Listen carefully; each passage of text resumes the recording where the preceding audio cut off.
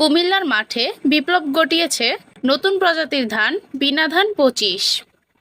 এবছরে কুমিল্লা অঞ্চলে এর আবাদ বেড়েছে ১২ গুণ।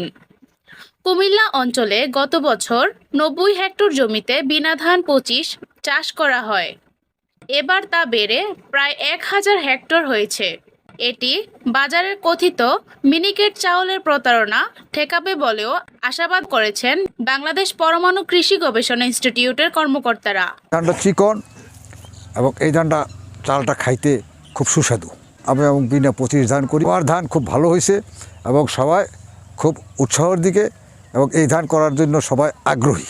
৩০ দিনের মধ্যে জ্বালা ট্রান্সপ্লান্টিং করার জন্য ৩০ দিনের মধ্যে আমি জ্বালা লাগাইছি জমিতে। আমার ফলনের দিক দিয়ে অনেক ভালো। এই ধানটা আকর্ষণীয়, দেখতে ভালো, ফলন ভালো।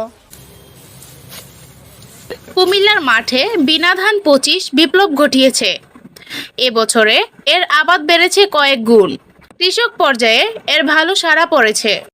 আমাদের বুড়িচং উপজেলায় গত বছর থেকে পরীক্ষামূলকভাবে বিনা ধান ২৫-এর আবাদ হয়েছে এবং গত বছর আমাদের প্রায় ৪.৫ হেক্টর জমিতে বিনা ধান ২৫-এর আবাদ হয়েছিল এবং এবছর এটা বৃদ্ধি পেয়ে প্রায় ৪৮ হেক্টর জমিতে আমরা বিনা ধান ২৫-এর আবাদ করতে পেরেছি এবং কৃষকের মাঝে যথেষ্ট সাড়া ফেলেছে এই যাত্রী। এই মৌসুমের শুরুতে কৃষকদের অন্যতম একটি আকর্ষণের একটা কেন্দ্রবিন্দু ছিল বিনা ধান ২৫। গত বছর আমাদের জমি ছিল দেবিদ্বারে ১ হেক্টর, যেটা এবার বেড়ে ৩২ হেক্টর জমি এতে উন্নীত হয়।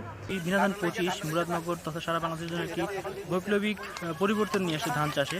গত বছর যে পাইলট আকারে ছোট আকারে করেছিলাম, কৃষকের মধ্যে ব্যাপক উৎসাহ উদ্দীপনা দেখেছি।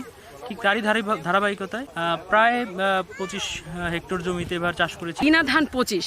এই ধানটি চিকন হওয়াতে এবং এটা খেতে সুস্বাদু এবং ঝরঝরে, যার জন্য এই এলাকার লোকে তাদের চালের চাহিদা বা ভাতের চাহিদা মেটানোর জন্যই বিনা ধান ২৫-এর বিরি ধান ২৮-এর বিকল্প হিসেবে চাষ করবে।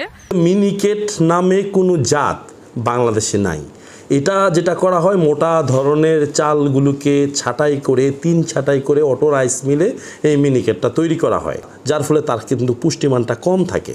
বিনা ধান ২৫-এর যে চিকন চাল, মিনিকেট চালের বিকল্প হিসাবে এবং অরিজিনাল চিকন চাল যেটা আছে, এটা কিন্তু টেবিলে স্থান দখল করে নেবে এবং যে প্রতারণাটা চলতেছে বিনা ধান ২৫ অতিরিক্ত যদি আবাদ করা হয় এবং এটা টেবিলে আসলে এই প্রতারণাটার হাত থেকে মানুষ বাঁচবে এবং পুষ্টি সমৃদ্ধ উচ্চ মূল্যের সুস্বাদু চাল কিন্তু কৃষক খেতে পারবে।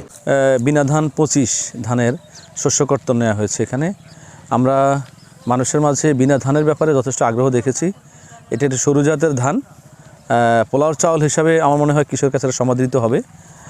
মাঠে এখন যেহেতু হিট ওয়েভ চলছে, এই হিট ওয়েভের আগে ধানটা কিন্তু চলে আসছে।